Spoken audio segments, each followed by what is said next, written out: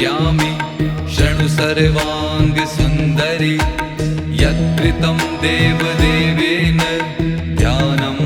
हनुमतः प्रियं पञ्चवक्त्रं महाभीमं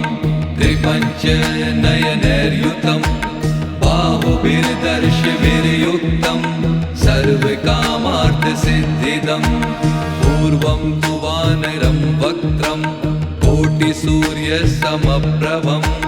दंष्ट्राकरालवदनं प्रकुटिकुटिलेक्षणम् अस्यैव दक्षिणं वक्त्रं नारसिंहं महाद्भुतम्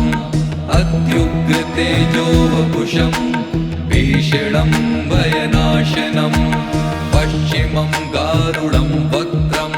वक्रतुण्डं महाबलं सर्वनागप्रशमनं विषभूतादिग्रन्थनम् उत्तरं सौकरं वक्त्रं कृष्णं दीप्तं नभोपमं पातालसिंहवेताल ज्वररोगाधिग्रन्थनम्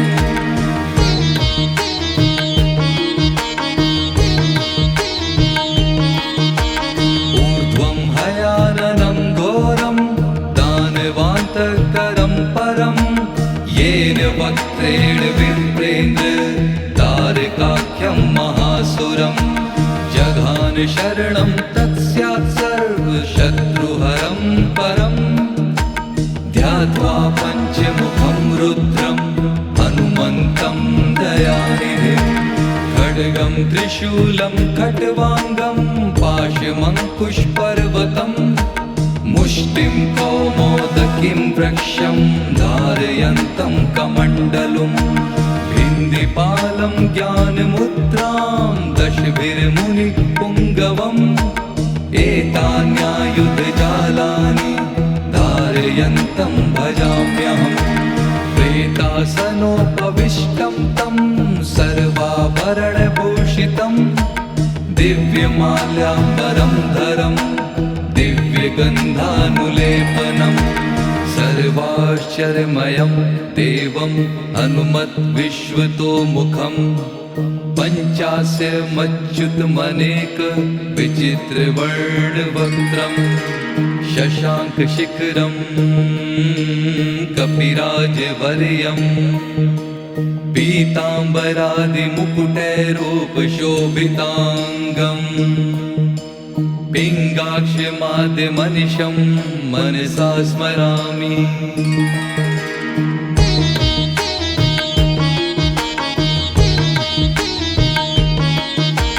मर्कटेशं महोत्साहं सर्वशत्रुहरं परं शत्रुसंहार मां रक्ष श्रीमन्नापदमुद्धर ॐ हरिमर्कट मन्त्रमिदं परिलिख्यति लिख्यति वामतले यदि नश्यति नश्यति शत्रुकुलं यदि मुञ्चति वामलता इदं कवचं पठित्वा तु महाकवचं पठे नरः एकवारं जपेत् स्तोत्रं सर्वशत्रुनिवारणं द्विवारं तु पठे नित्यं पुत्रपौत्रप्रवर्धनं त्रिवारं च पठे नित्यं सर्वसम्पत्करं शुभं चतुर्वारं पठे नित्यं सर्वरोगनिवारणं पञ्चवारं पठे नित्यं सर्वलोकवशङ्करं षट्वारं च पठे नित्यं सर्वदेववशङ्करं सप्तवारं पठे नित्यं सर्वसौभाग्यदायकम् अष्टवारं पठे नित्यम् इष्टकामार्थसिद्धिदं नववारं पठे नित्यं राजभोगमवाप्नुयात् दशवारं पठे नित्यं त्रैलोक्यज्ञानदर्शनं रुद्रावृत्तिं पठे नित्यं सर्वसिद्धिर्भवेत् ध्रुवम् निर्बलो रोगयुक्तश्च महाव्याध्यादिपीडितः कवचस्मरणेनैव महाबलमवाप्नुयात्